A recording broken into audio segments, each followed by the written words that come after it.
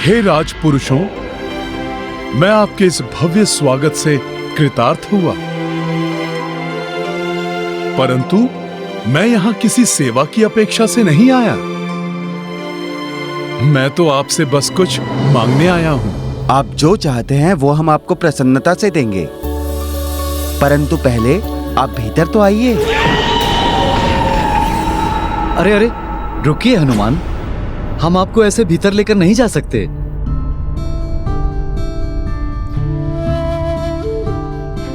आप तो हमारे लिए ईश्वर के समान हैं, इसलिए पहले हम श्रद्धा पूर्वक आपके चरण धोएंगे। आप लोग कृपया ऐसा ना करें। मैं तो मात्र एक साधारण वानर हूं। हे कपीश्वर, आपके चरणों में तो परम प्रताप है। जिन चरणों ने स्वर्ण लंका को ध्वस्त कर दिया, वो हमारे इस तुच्छ राज्य में प्रविष्ट हुए हैं। विशालकाय पर्वत चकनाचूर हो गए आपके चरणों तले। हमारा तो अत्यंत साधारण सा राज्य है। तीनों लोग कांप उठते हैं आपके चरणों की आहट से।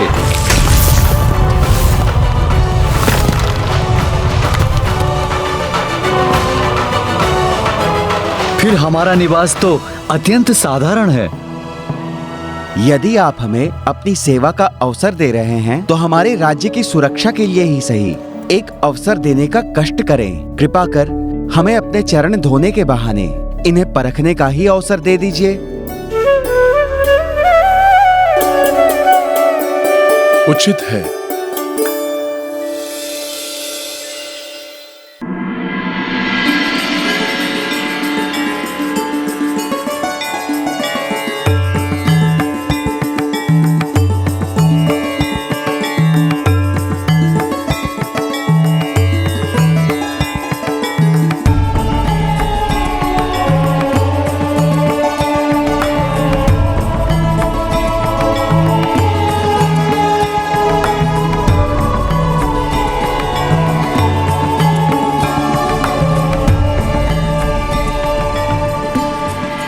आप दोनों राजपुरुषों को शत शत धन्यवाद,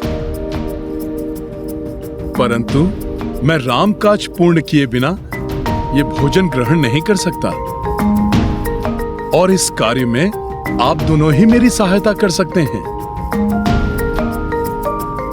आप अपना अश्व मुझे दान कर दीजिए,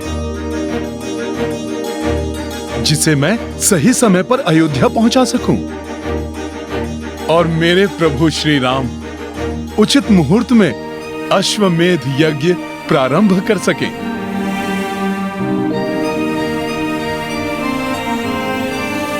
भैया कुशल, हमारा अश्व चुना गया है प्रभु श्री राम के अश्वमेध यज्ञ के लिए। अब इसके परिणाम स्वरूप हमारे नारायणपुर में सब कुशल मंगल ही होगा। हे राम भक्त, हम दोनों भ्राता अपने अश्व को देने के पूर्व एक बार उसे भोजन कराकर विदा करना चाहते हैं। यदि आप हमें इतना समय दें तो हम कृतार्थ रहेंगे।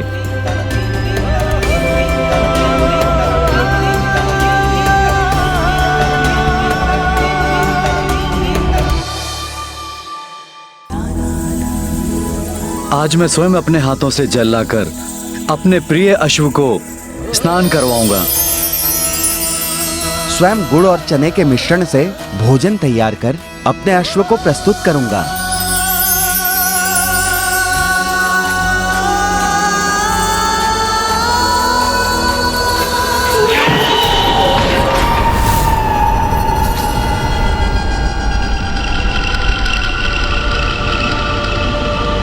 भ्राता, ये हम क्या कर रहे हैं?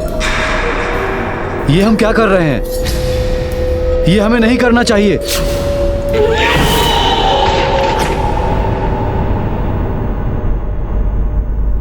क्या हुआ? कुशल और मंगल अभी तक क्यों नहीं आए? मुझे देर हो रही है। मुझे देखने जाना चाहिए, नहीं तो मैं सूर्योदय के पूर्व अश्व प्रभु श्री राम तक कैसे पहुंचा सकूंगा?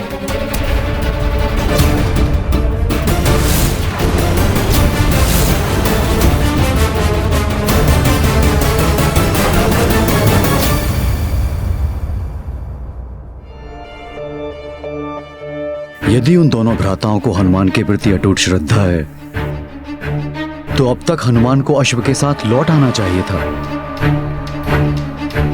गुरुदेव, आप निश्चिंत रहिए, हनुमान अवश्य ही शीघ्र लौट आएंगे।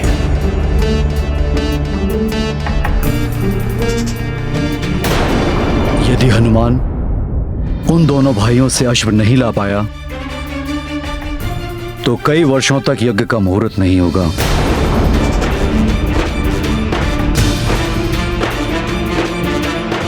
और हम ये शुभ अवसर खो बैठेंगे।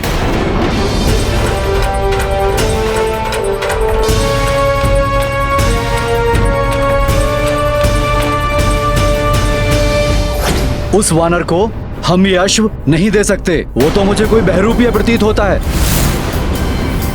ये एक छलांग में समुद्र को लांघने वाले हनुमान नहीं हो सकते। हाँ, मुझे भी ऐसा ही प्रतीत होता है। हनुमान जी ने तो आवश्यकता पड़ने पर पर्वत उठा लिया था। यदि वो चाहते तो हमारे इस अश्व को बड़ी सरलता से यहाँ से उठा ले जा सकते थे। उन्हें हमसे मांगने की क्या आवश्यकता थी? शतानन की सेना को हनुमान जी ने तो पूंछ में लपेटकर उठा फेंका था। अगर वो चाहते तो इस अश्व को भी पूंछ में उठाकर ले जाते। हाँ हाँ, प्रभु श्री राम का नाम लेकर सभी का संकट हरने वाले हनुमान जी के लिए, राम कार्य के लिए इस अश्व को यहाँ से लेकर जाना कौन सी बड़ी बात है?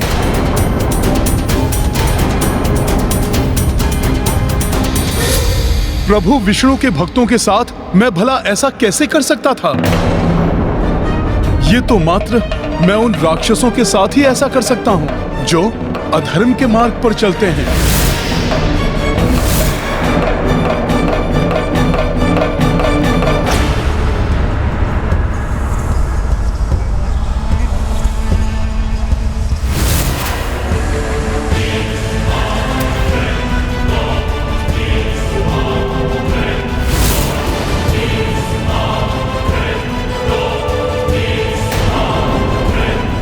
कौन हो तुम?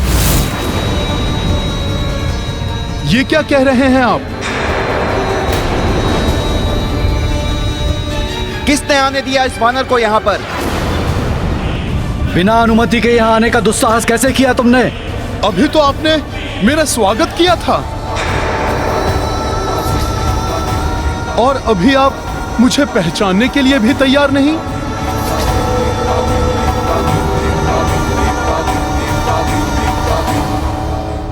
सैनिकों, पकड़ो इसे और बाहर निकालो इस बहरूपीय को।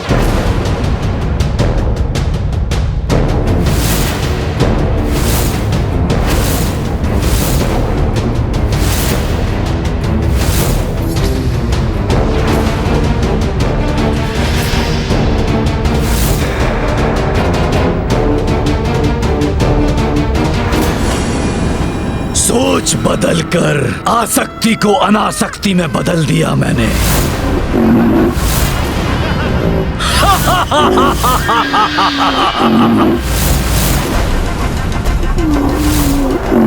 बहुत चतुर है ये वानर, बहुत चतुर।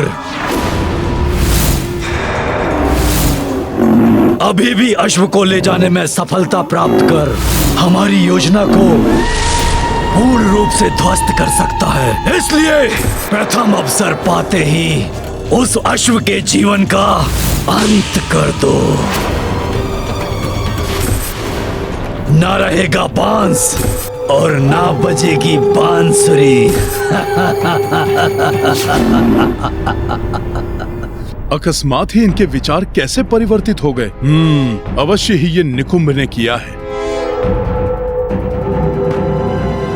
महाराज कुशल, महाराज मंगल, ये आपको भी ज्ञात है कि मैं हनुमान ही हूँ।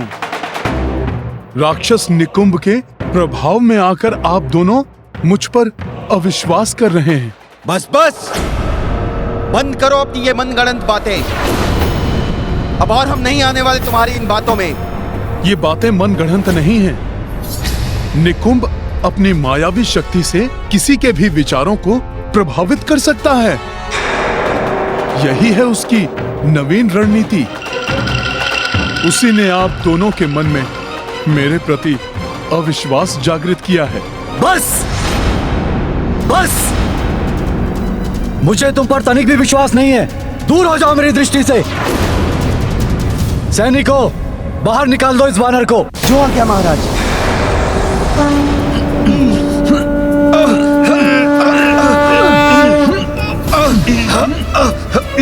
ये वानर तो बहुत शक्तिशाली है।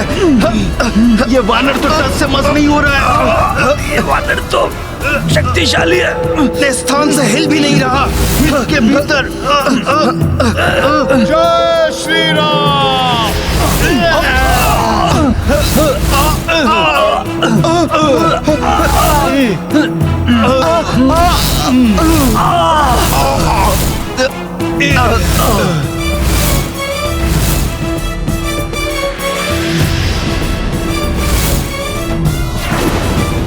सैनिकों, इस वानर को उठा के फेंक दो बाहर।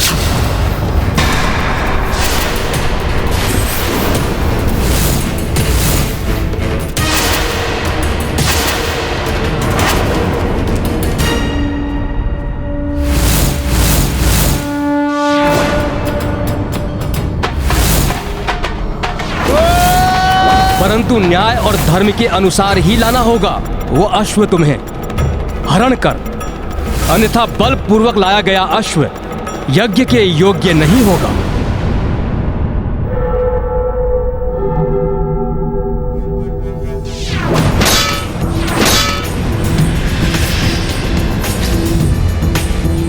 मेरा विश्वास कीजिए, मैं यहाँ युद्ध करने के लिए कदापि नहीं आया हूँ। मैं कुछ नहीं सुनना चाहता। सैनिकों, निकाल दो इस वानर को बाहर। मैं सत्य कह रहा हूँ। मैं प्रभु श्री राम का सेवक हनुमान ही हूँ। प्रभु के अश्वमेध यज्ञ के लिए आपका अश्व लेने आया हूँ। इसलिए मैं ना तो युद्ध के लिए अस्त्र उठाऊंगा और ना ही बल प्रयोग करूंगा।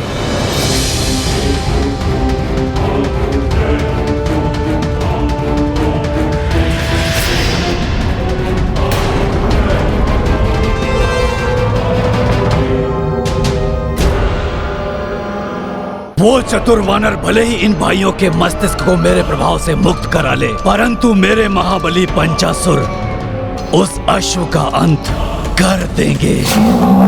फिर कैसे होगा राम का अश्वमेध यज्ञ? नहीं होगा। पाप का विस्तार होगा, अधर्म की जय होगी।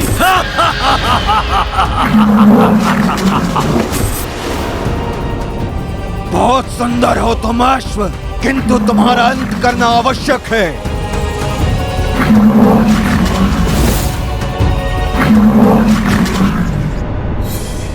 वानर इन भाइयों को अपने बात का विश्वास दिलाए, उसके पूर्व ही मुझे अपना कार्य करना होगा। हनुमान का वेश बनाकर हमें छलने आए हो? तुम्हें यह अश्व कदापि नहीं मिलेगा।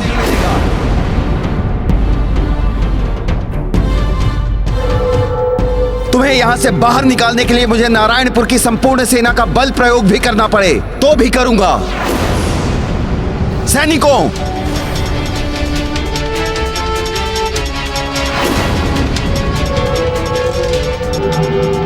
मैं अनायास ही दिव्य शक्तियों का प्रदर्शन नहीं करना चाहता था, किंतु प्रभु का कार्य पूर्ण करने के लिए आपको विश्वास दिलाना आवश्यक है कि मैं ही हनुमान हूं।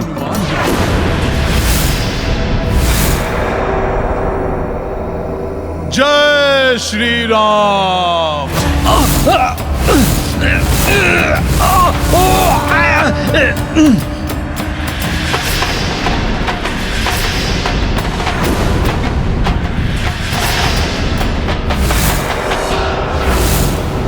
ये वानर हमें माया से भयभीत करना चाहता है। सैनिकों, आक्रमण करो इस वानर पर। मैं आपको भयभीत नहीं कर रहा हूं।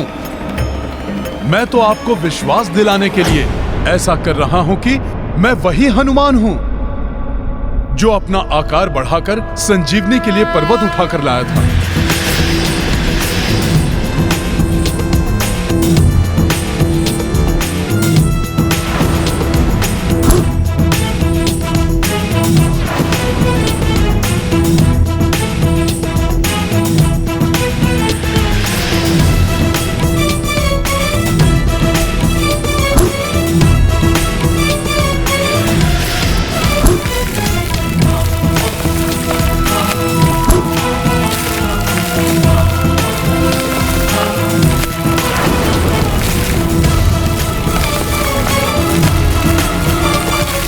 इस प्रकार इसने तो हनुमान की भांति पर्वत ही उठा लिया।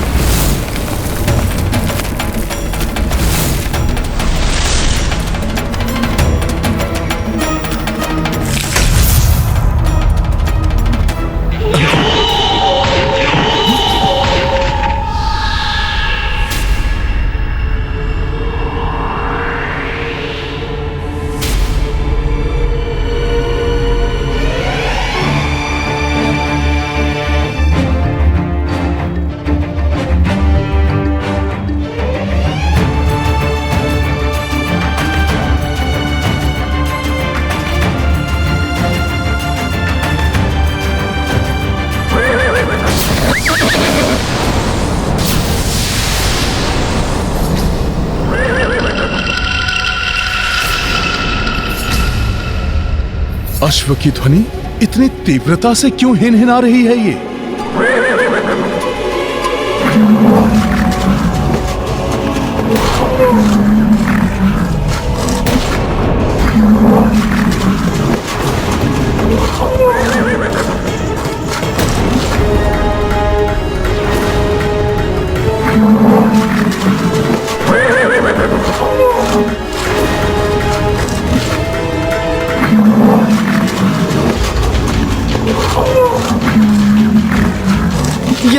ये दानव कहां से आ गया? ये तो हमारे अश्व का अंत कर डालेगा।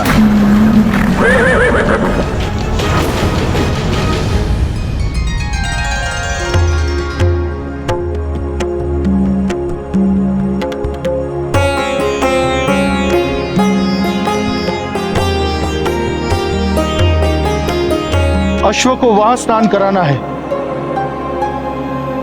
इसीलिए पवित्र जल को वहीं एकत्रित करो।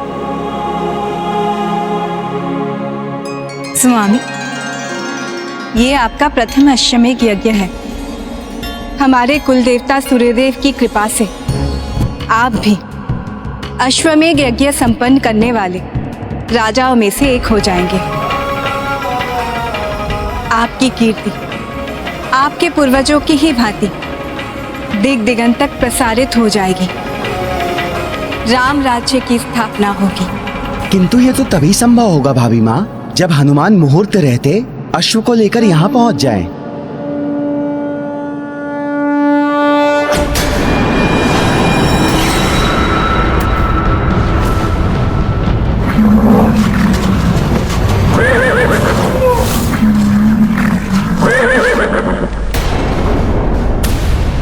अच्छा, तो और भी दानव हैं यहाँ।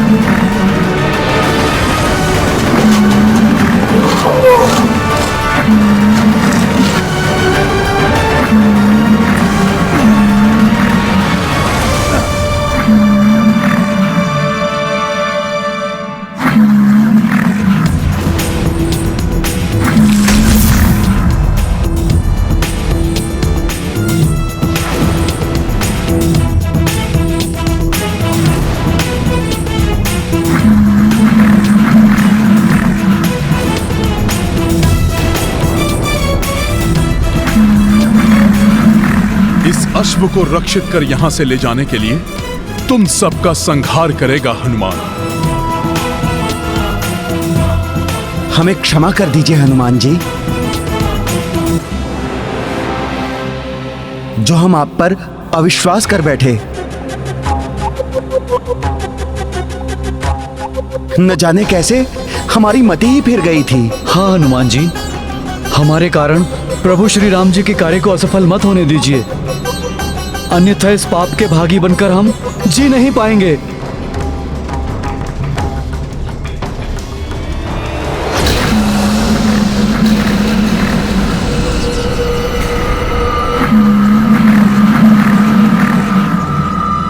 सूर्योदय होने को है। मुहूर्त के लिए अधिक समय शेष नहीं है अब। मुझे शीघ्र ही इन असुरों को समाप्त करके अश्व को समय रहते अयोध्या पहुंचाना होगा।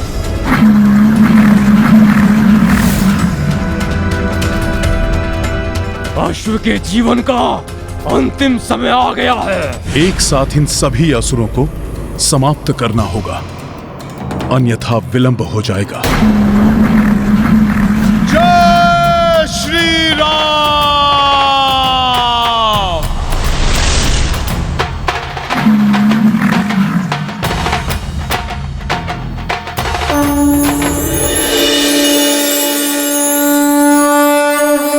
वन्देवानर नारसिंह खगरात् क्रोडाश्ववक्राञ्चितम् नानालङ्करणम् त्रिपञ्चनयनम् दैदीप्यमानम् ऋचा हस्ताब्जैः असिखेत पुस्तक सुधा कुम्भम् कुशाग्रिम् हलम् खट्वाङ्गम् फणिपूरुहम् दशभुजम् सर्वारि गर्वा। जय श्री राम।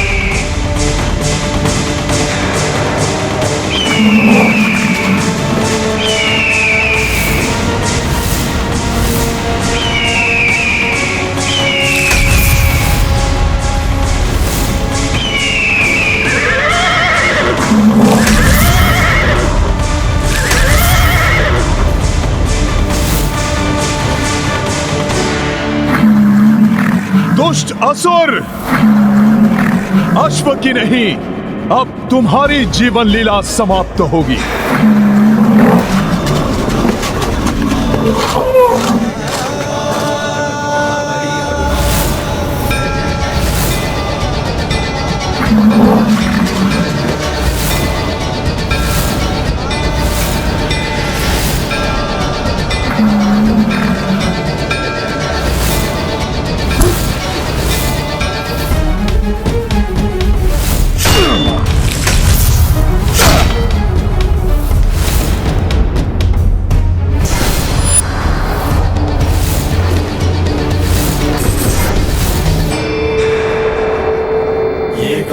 महाबली हनुमत की रुचिकर लीला राम भगत की। जय जय जय रघुनंदन राम, जय जय जय महाबली हनुमान। पंच रूप पवन सुत धारे, पांचहु दानव क्षण में संहारे। जब सहाय बलि हनुमाना, राम काज में को व्यवधाना। ये गाथा महाबली हनुमत की रुचिकर लीला राम भगत की। जय जय जय रघुनंदन राम, जय जय जय महाबली हनुमान। जय जय जय रघुनंदन राम, जय जय जय महाबली हनुमान।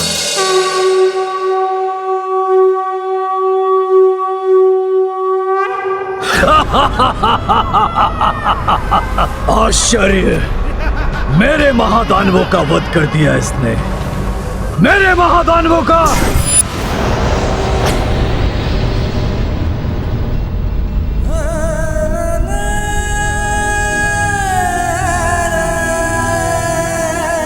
प्रभु श्री राम के अनन्य भक्त हनुमान, हमसे बड़ी भूल हुई है, हमें क्षमा कर दीजिए। इससे पूर्व कि कोई और अनिष्ट घट जाए या हमारी बुद्धि को कोई फिर से प्रभावित करे, आप श्री राम के कार्य हेतु इस अश्व को ले जाइए हनुमान जी। इसमें आप दोनों का कोई दोष नहीं है, ये सब राक्षस निकुंभ ने किया है। संसार में अधर्म का विनाश करने के लिए अपनी माया से वो सबके विचारों को दूषित करने का प्रयास कर रहा है। सत्य है हनुमान जी, आपने हम दोनों भ्राताओं को अधर्म करने से बचा लिया। उस आसुरी शक्ति से हमारी रक्षा करने के लिए आपको शत शत नमन हनुमान जी। मेरी तो इच्छा है कि मैं जगत के सभी मनुष्यों को ऐसी आसुरी शक्तियों से रक्षित कर सकूं।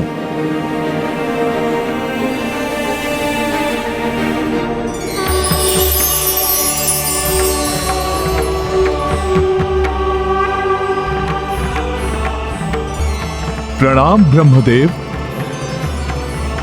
हनुमान, तुम तो सदैव से ही सबके संकट मोचन रहे हो, तुम्हारी इच्छा अवश्य पूर्ण होगी। मैं सृष्टिकर्ता ब्रह्मा ये विधान करता हूं कि अब से जिस भी घर एवं नगर के द्वार पर श्री राम का नाम लिखा होगा एवं तुम्हारे पंचमुखी रूप की प्रतिमा होगी, वहां कोई भी बुरी शक्ति या राक्षसी सोच प्रवेश नहीं कर पाएगी और तुम्हारी पंचमुखी प्रतिमा घर की 5 दिशाओं से रक्षा भी करेगी। जय श्री राम। ये गाथा महाबली हनुमत की, रुचिकर लीला राम भगत की। जय जय जय रघुनंदन राम, जय जय जय महाबली हनुमान। ब्रह्मा दिए हनुमत आसीसा, पंचमुखी महिमा हो विशेषा। नारायणपुर घर घर उभरा, पंचमुखी हनुमान का चित्रा। तत्पश्चात कपि सुनो भाई, अश्व हथेली लिए चढ़ाई। जन जन अरु राजा पर नामा, उड़ चले अवध दिशा हनुमाना। ये गाथा महाबली हनुमत की, रुचिकर लीला राम भगत की। जय जय जय रघुनंदन राम, जय जय जय महाबली हनुमान।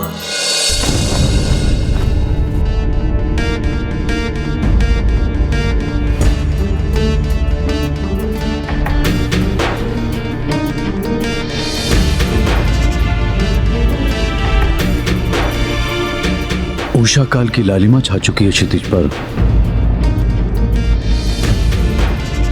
अब किसी भी क्षण सूर्यदेव की प्रथम रश्मि यहाँ की धरा को स्पर्श कर सकती है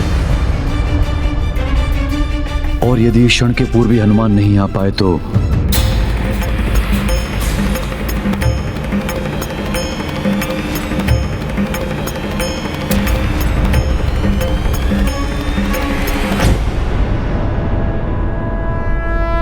हनुमान आ गए।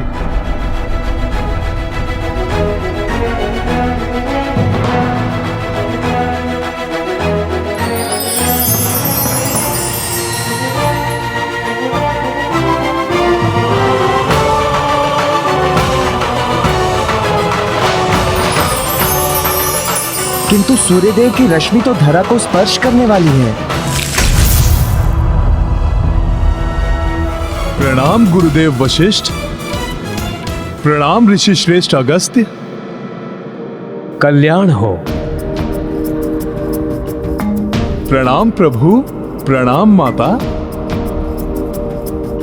माता, कहीं मुझे आने में विलंब तो नहीं हुआ ना? पुत्र हनुमान, तुम्हारे होते हुए प्रभु के कार्य में विलंब कैसे हो सकता है? माता, ये कार्य भी मैं प्रभु के प्रताप से ही पूर्ण कर पाया। अब प्रभु के अश्वमेध यज्ञ के संपन्न होते ही चहुं ओर धर्ममय, सुखमय राम राज्य की स्थापना हो जाएगी। माता, और तब राक्षसी सोच को विस्तारित होने का अवसर ही नहीं मिलेगा। हनुमान, यदि तुम चाहते हो कि सुख में राम राज्य स्थापित हो जाए, तो जब तक अश्व पूजा होती है तब तक तुम्हें जाकर एक और महत्वपूर्ण कार्य करना होगा। ऋषि श्रेष्ठ, आप आदेश दीजिए। तो सर्वप्रथम तुम ये बताओ कि अश्वमेध यज्ञ के विषय में तुम्हें कितना ज्ञान है एवं यज्ञ के अश्व का क्या महत्व है?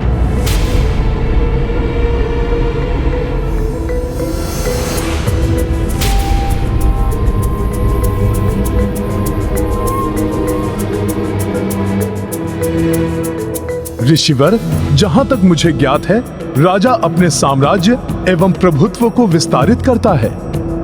अश्व जिस राज्य से होकर निकलता है, उस राज्य के राजा को यज्ञ करने वाले राजा की अधीनता स्वीकार करनी होती है।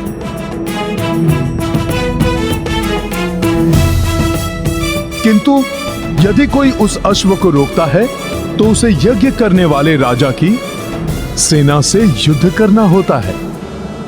हाँ हनुमान, अंततः इस यज्ञ का लक्ष्य यह है कि समस्त राजा श्री राम की अधीनता बिना युद्ध के ही स्वीकार कर लें एवं राम राज्य में सम्मिलित हो जाएं। और यह तभी संभव हो सकता है हनुमान, जब स्वयं च्यवन ऋषि इस यज्ञ में भाग लें, क्योंकि वो उन महान ऋषियों में से एक हैं जो महातेजस्वी हैं, जिनके तप में अतुलनीय शक्ति है। ओम नमः शिवाय। ओम नमः शिवाय। ओम नमः शिवाय।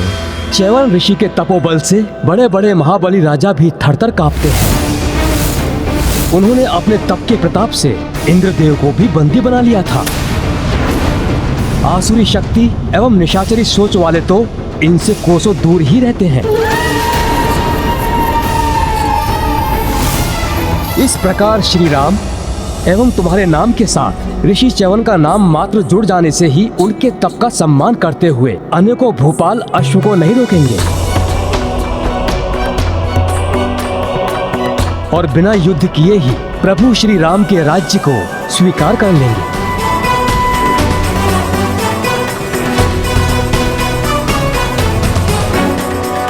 परंतु ऋषि च्यवन सरयू किनारे तप कर रहे हैं, शीघ्र कुपित हो जाते हैं वो।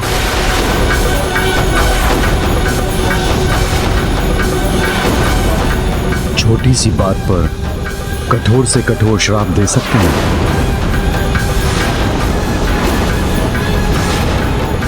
उन्हें यज्ञ के लिए यहां ला पाना लगभग असंभव ही है हनुमान।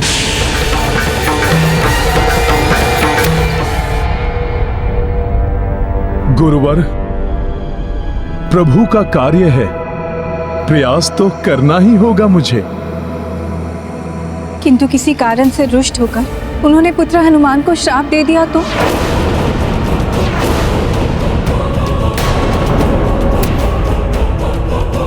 माता, आप चिंता मत कीजिए, मैं ऐसा नहीं होने दूंगा। यदि माता ऐसा कुछ हुआ तो भी मैं प्रभु का नाम लेकर उनके श्राप को भी आशीर्वाद समझकर मैं ग्रहण कर लूंगा।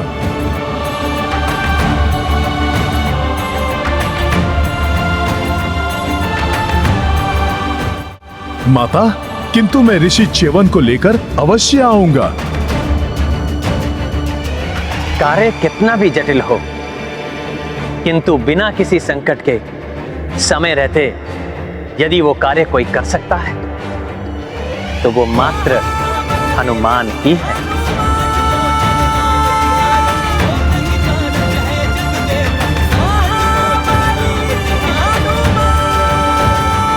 प्रभु, मुझ पर आपका ये विश्वास ही मेरी शक्ति है।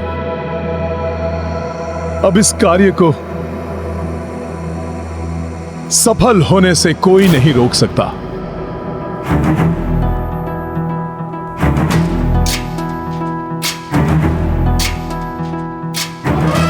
प्रभु, आप बस मुझे आज्ञा दीजिए। सफल मनोरथ बाबा। वानर वानर वानर या!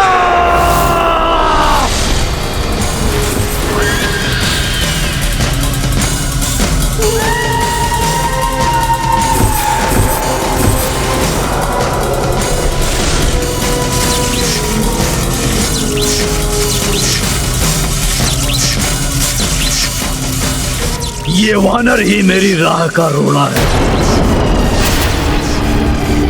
अश्व को अयोध्या पहुंचाया और अब चैवन ऋषि को लाने चल दिया। नहीं, चैवन ऋषि के आने का अर्थ है राम राज्य की शीघ्र स्थापना। तब हम आसुरी सोच से पतित नहीं कर पाएंगे मनुष्यों को। तो कैसे होगा पाप का विस्तार, कैसे होगी अधर्म की जय?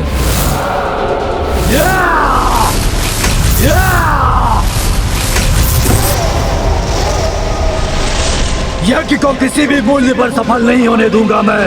विघ्न डालना होगा, विघ्न।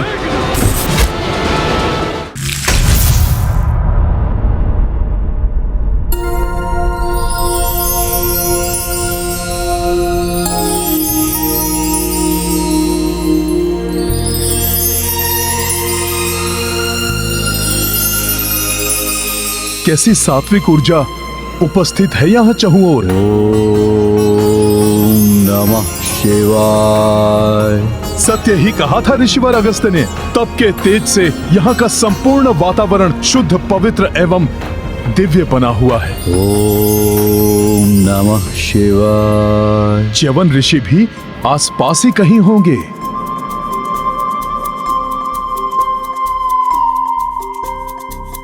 ओम नमः शिवाय। ये ऋषिवर च्यवन कहाँ है? ओम नमः शिवाय। ओम नमः शिवाय।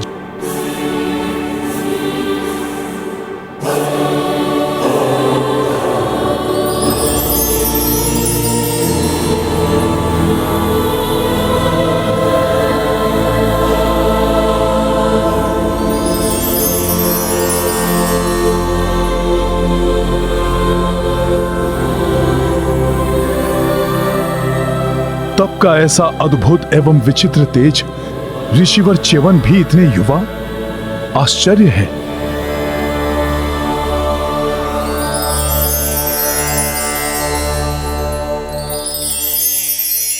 ये क्या, बाहर से तो युवा है किंतु भीतर से वृद्धता भी झलक रही है। ये क्या पहेली है? ये कोई माया है या तप का तेज या फिर कुछ और? वहीं रुक जाओ और निकट जाने का साहस मत करना।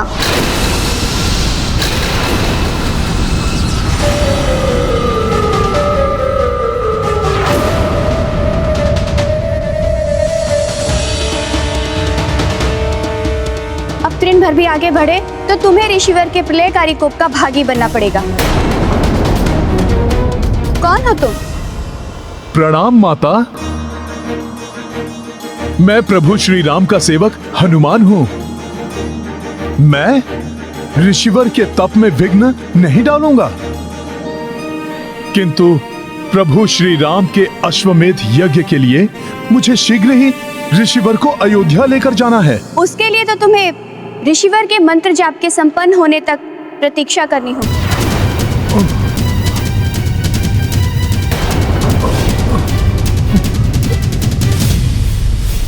परंतु माता, प्रतीक्षा करूंगा तो अश्वमेध यज्ञ का मुहूर्त ही निकल जाएगा। हनुमान, प्रतीक्षा करने के अतिरिक्त तुम्हारे पास अन्य कोई विकल्प नहीं है।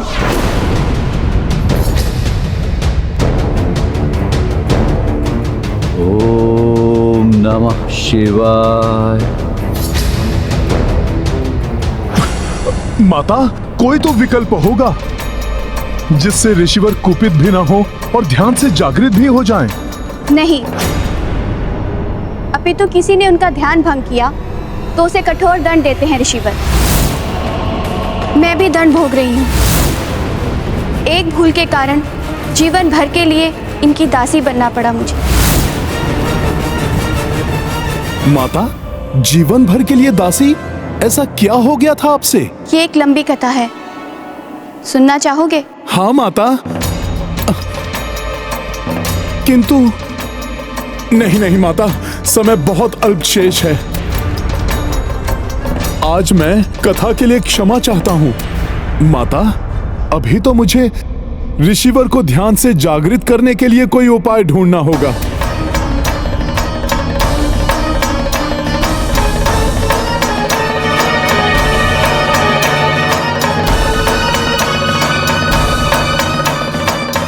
क्या हुआ हनुमान?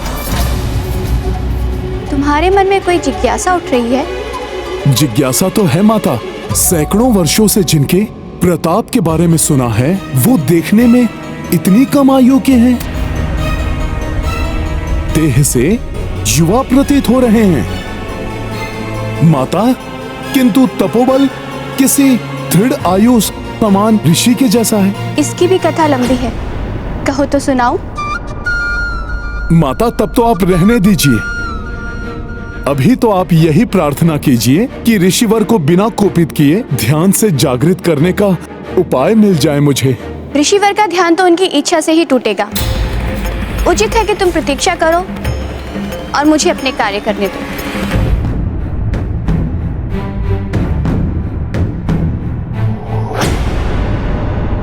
ये तो बड़ी ही दुविधा उत्पन्न हो गई। प्रतीक्षा करूंगा तो मुहूर्त निकल जाएगा, और यदि ऋषिवर का तप भंग हुआ तो अनिष्ट हो जाएगा।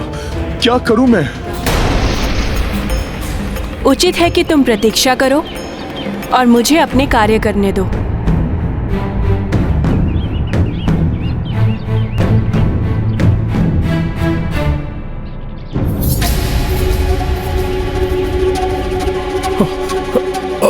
माता, माता, माता, माता, जल लाने में मैं आपकी सहायता करूं?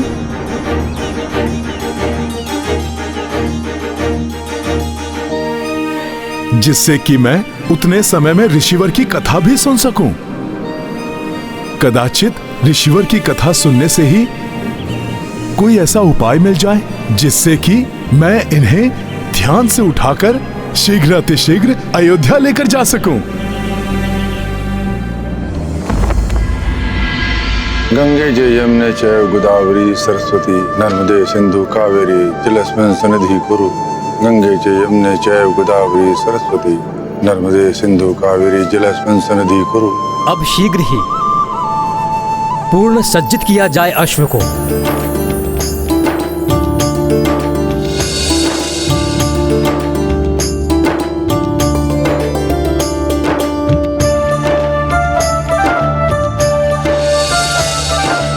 पुत्र राम, अब आपको सूर्यवंश के चिन्ह से अंकित जयपत्र को अश्व के मस्तक पर बांधना होगा।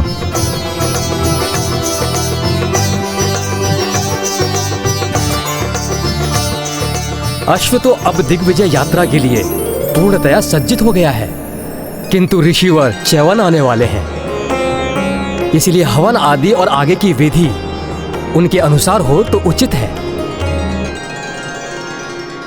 किंतु यदि हनुमान महर्षि च्यवन को मनाने में असफल रहे तो कहीं उनकी प्रतीक्षा करते करते शुभ मुहूर्त का समय ना निकल जाए। हमने सदैव हनुमान पर विश्वास किया है और उन्होंने सदैव हमारे विश्वास की लाज रखी है। हनुमान आज भी असफल नहीं होंगे।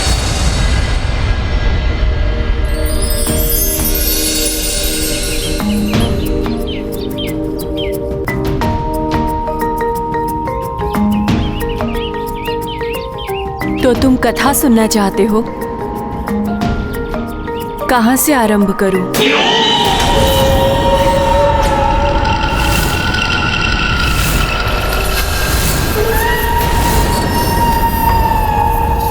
कोई और भी है यहाँ हमारे आसपास? कहीं राक्षस निकुंभ तो नहीं यहाँ पहुंच गया?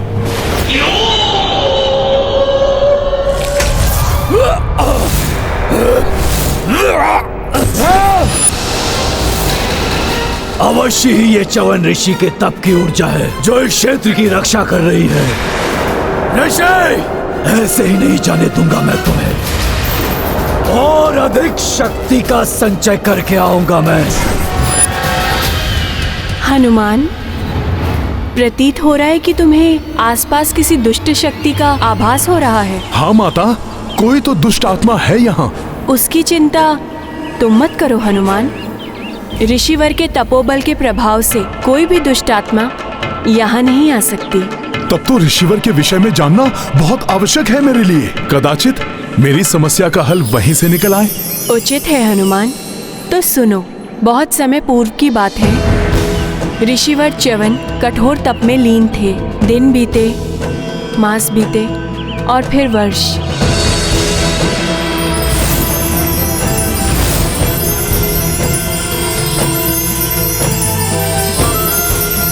और इस प्रकार सहस्त्रों वर्ष उनका तप चलता रहा।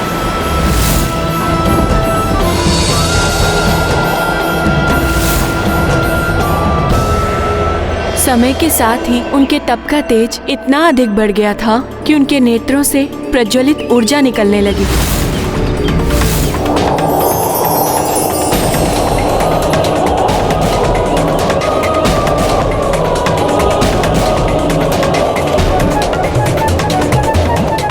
वो इतने गहन ध्यान में लीन हो गए कि दीमकों ने अपनी बाम्बियां उनके चारों ओर बना ली।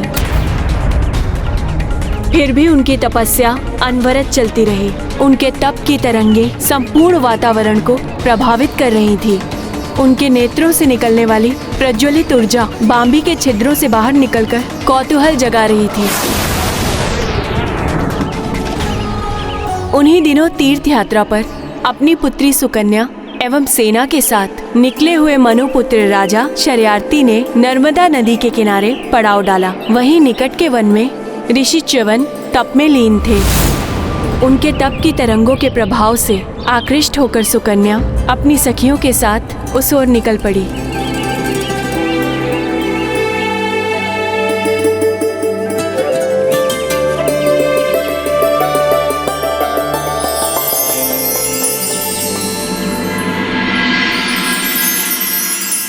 शीघ्र ही राजकुमारी सुकन्या च्यवन ऋषि की देह पर बनी हुई बाम्बियों के निकट पहुंच गई और उनके दो छिद्रों से निकलते हुए प्रकाश को देखकर उसका कौतूहल और बढ़ गया।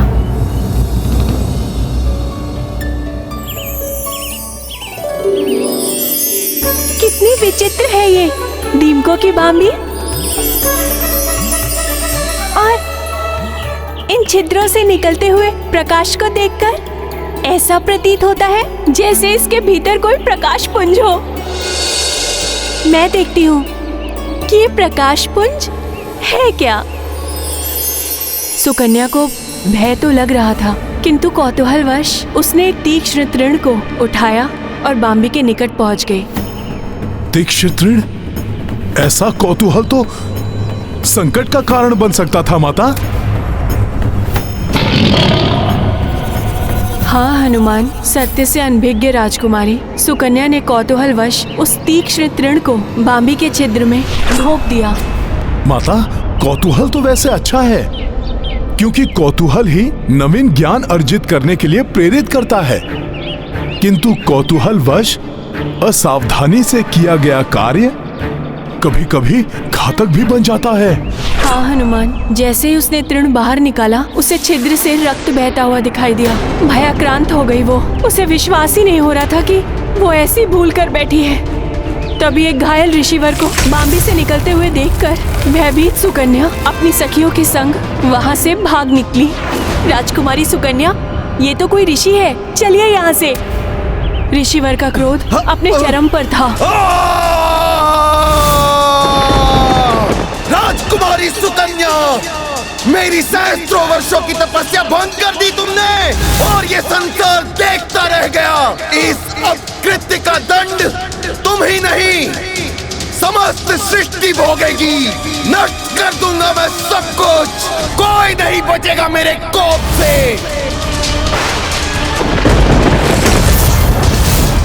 ये तो बहुत ही बुरा हुआ माता। ऋषिवर के क्रोध का ऐसा झंझावात उठा कि सृष्टि के पंचभूत तत्व भी असंतुलित हो उठे। वायु महाप्रचंड वेग से सब कुछ उड़ाने लगी।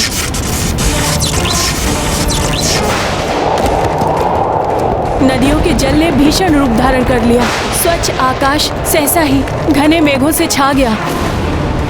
वेग की आंधियों ने श्वास लेना दुर्भर कर दिया था। अतः कोई गिरकर अचेत हो रहा था तो कोई प्रचंड वायु में उड़ रहा था। ये धूल भरी आंधी, सांस लेना भी कठिन हो रहा है। ऋषिवर के क्रोध से चारों ओर विनाश लीला आरंभ हो गई। सुकन्या ने अपने पिता से जाकर सब कुछ बता दिया। स्तब्ध रह गए थे महाराज शर्याती। वायु के थपेड़ों में धूल भरी आंधियों का सामना करते हुए वे किसी प्रकार ऋषिवर के पास जा पहुंचे।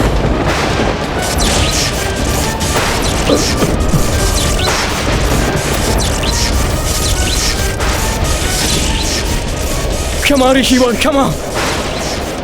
मेरी पुत्री के इस कृत्य के लिए मैं क्षमा चाहता हूँ। अपने इस कोप को शांत कर लीजिए ऋषिवर। प्रकृति असंतुलित हो चुकी है। शांत हो जाइए ऋषिवर, शांत हो जाइए। महाराज शर्याती की क्षमा याचना का ऋषि के कोप पर कोई प्रभाव नहीं पड़ा और उसे देखकर सुकन्या भी उनके चरणों में गिर पड़ी। सृष्टि में प्रलय की स्थिति उत्पन्न हो रही है ऋषिवर। भूलवश हुए अपराध का इतना बड़ा दंड मत दीजिए सृष्टि को।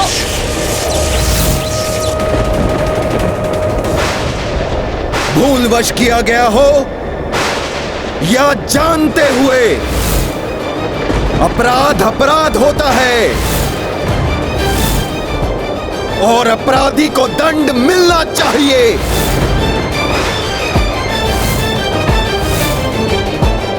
तो मुझे दंड दीजिए। अपराध मुझसे हुआ है और मैं इसके प्रायश्चित के लिए प्रस्तुत हूँ ऋषिवर। तुम करोगी प्रायश्चित? मेरे जीवन भर की तपस्या को भंग किया तुमने, तो आजीवन मेरी सेवा करने का प्रण लो। विवाह करो मुझसे।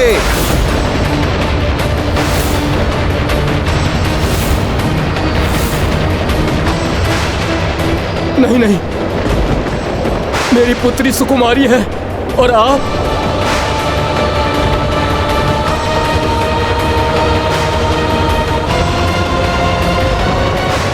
स्वीकार है मुझे। विवाह करूंगी मैं आपसे। सदैव आपकी सेवा का प्रण लेती हूँ मैं, किंतु ये विनाश लीला अब रोक लीजिए।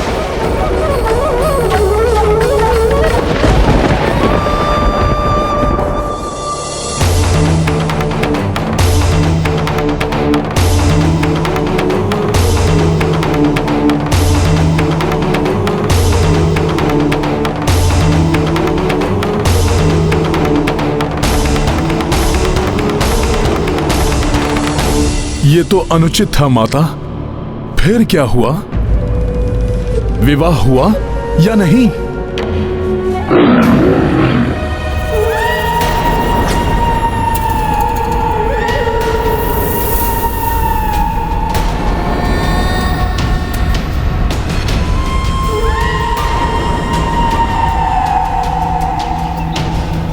ये ध्वनि अवश्य ही कोई तो है यहां।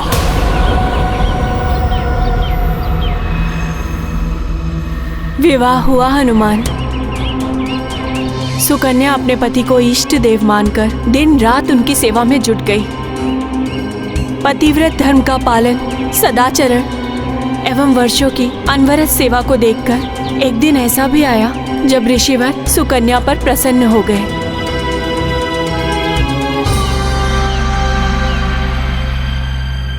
सुकन्या, तुमने श्रेष्ठ धर्म पालन एवं निस्वार्थ सेवा से मुझे प्रसन्न कर दिया, किंतु मुझे दुख है। मैंने तुम्हें ऐसा दंड दिया जो कोई भी सुकुमारी स्वीकार नहीं करती। तुम सुंदर, तरुणी और मैं एक नेत्र वाला कृशकाय वृद्ध। किसी प्रकार मेरा नेत्र मुझे वापस मिल जाता, मेरी युवा अवस्था लौट आती, तो मैं तुम्हें वो सुख दे पाता जो तुमने मुझे अपनी सेवा से दिया है। ऐसा संभव है ऋषिवर? प्रणाम ऋषिवर। प्रणाम माते। आप? मैं अश्विनी कुमार हूं ऋषिवर, पिताश्री सूर्यदेव और माता प्रभा का पुत्र। चिकित्सा विज्ञान एवं औषधीय शास्त्र से परिपूर्ण आयुर्वेद का विशेषज्ञ हूं मैं आपको ऐसी औषधि प्रदान कर सकता हूं जिससे आपका एक नेत्र एवं आपका यौवन लौट आएगा और आप मुझसे भी अधिक सुंदर और हृष्टपुष्ट दिखाई देने लगेंगे। किंतु प्रतिफल स्वरूप पहले आपको यज्ञ में अन्य देवताओं की भांति मेरे लिए भी हविष्य अर्पण करना होगा, जिससे कि मैं भी देवताओं की पंक्ति में बैठने का अधिकारी बन सकूं।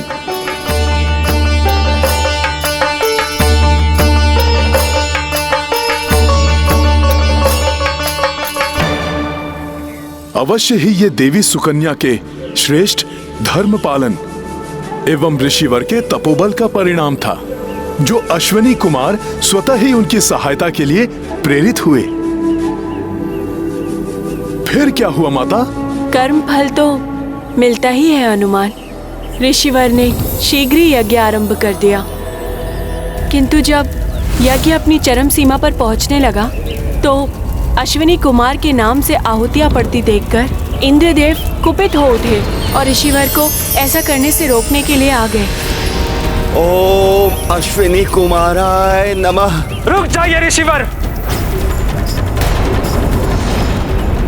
आप अश्विनी कुमार को हम देवताओं के समान अधिकार एवं पद कैसे दे सकते हैं? ओम अश्विनी कुमाराय नमः। यदि आप नहीं रुके ऋषिवर तो हमें बल प्रयोग करना पड़ेगा। ओम अश्विनी कुमाराय नमः।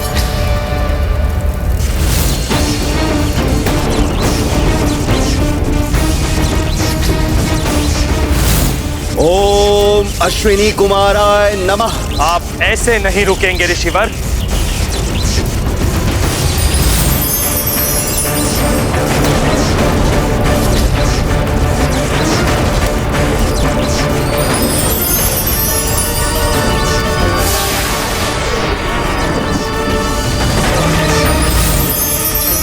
नहीं ऋषिवर, रुक जाइए ऋषिवर।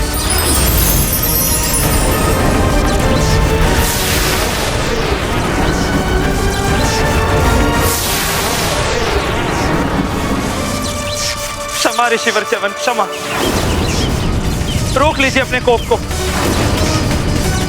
मैं वचन देता हूं कि आपकी इच्छा अनुसार अब से अश्विनी कुमार को हम देवताओं के समान ही वे सम्मान और भविष्य के अधिकारी होंगे।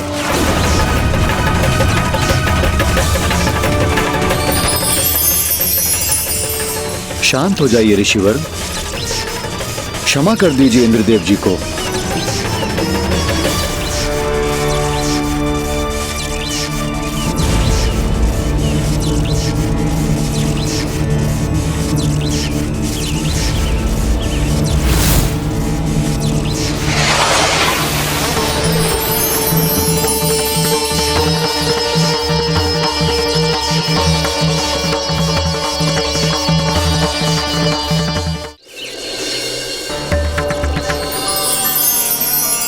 आपने मुझे देवताओं के समान अधिकार दिलाए, आपको धन्यवाद ऋषिवर। अब आप ये औषधि स्वीकार कीजिए। इसके सेवन से आपकी दृष्टि लौट आएगी और आप पुनः युवावस्था को प्राप्त हो जाएंगे।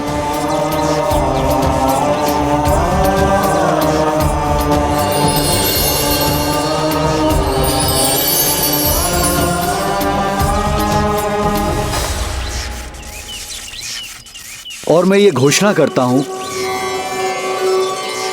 भविष्य में ये औषधि आपके नाम से ही प्रचलित होगी।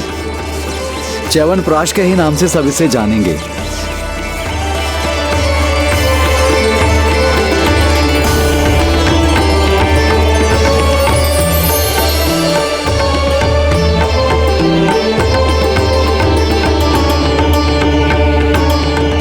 तत्पश्चात उस औषधि के प्रभाव से ऋषिवर के नेत्र वापस आ गए और ऋषिवर एवं सुकन्या दोनों का यौवन पुनः वापस आ गया।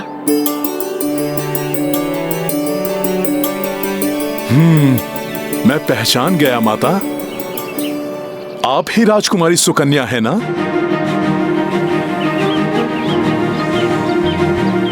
माता, आप दोनों की कथा से मुझे इतना तो ज्ञात हो गया है कि ऋषिवर मात्र शीघ्र कुपित ही नहीं होते, अपितु वो भावुक भी हैं, न्याय भी करते हैं। हो सकता है इन्हीं सब के मध्य से ऋषिवर को ध्यान से जागृत करने का कोई उपाय निकल आए। हाँ हनुमान, लक्ष्य को ध्यान में रखकर निरंतर आगे बढ़ने वाला ही लक्ष्य को प्राप्त कर सकता है।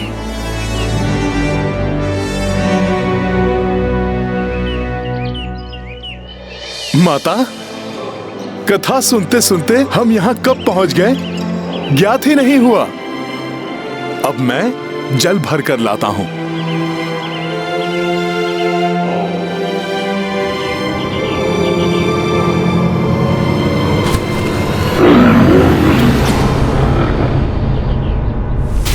कहीं कोई दिखाई नहीं दे रहा है, कदाचित कोई वन्य जीव हो।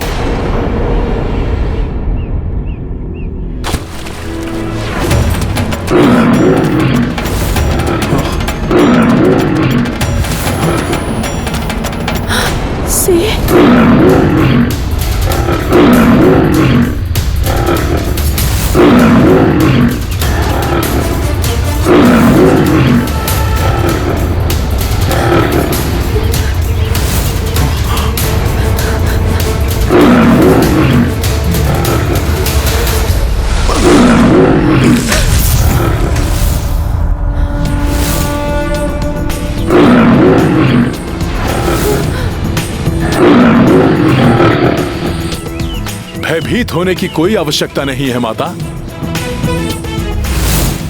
मैं संभाल लूंगा सिंह को।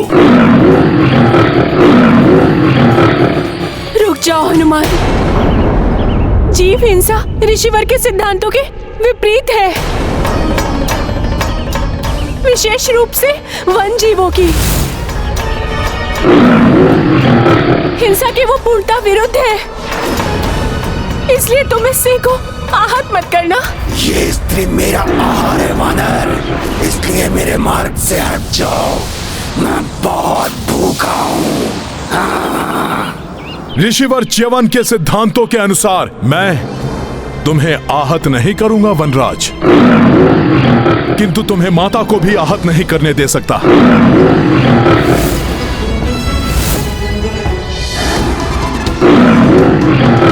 हनुमान, मैं तो इस सिंह का स्वाभाविक आहार हूँ, इसलिए इसे रोकना उचित नहीं है। और यदि मेरी देह से किसी जीव की क्षुधा शांत होती है तो ये मेरा सौभाग्य ही होगा। यदि तुमने माता को आहार बना लिया तो ऋषिवर च्यवन की रक्षा कौन करेगा? उन्हीं के सिद्धांतों के कारण तुम सब वन्य जीव इस वन में सुरक्षित रहते हो, इसलिए उचित होगा कि तुम लौट जाओ। वानर, ये तो विधि का विधान है कि हम सिंह किसी को भी अपना आहार बना सकते हैं। यदि तुम इस स्त्री को बचाना चाहते हो तो उसके स्थान पर तुम्हें मेरा आहार बनना स्वीकार करना होगा। ये तो सत्य ही है कि ईश्वर ने सिंह को आखेट करके ही उदर पोषण का अधिकार दिया है। क्या सोच रहे हो वानर? मेरा आहार बनो, अन्यथा मेरे मार्ग से हट जाओ। ये तो विचित्र दुविधा उत्पन्न हो गई है। यदि मैं स्वयं को प्रस्तुत करूं तो प्रभु का कार्य अपूर्ण रह जाएगा, और यदि मैंने सिंह का प्रस्ताव स्वीकार नहीं किया तो माता की रक्षा नहीं हो पाएगी।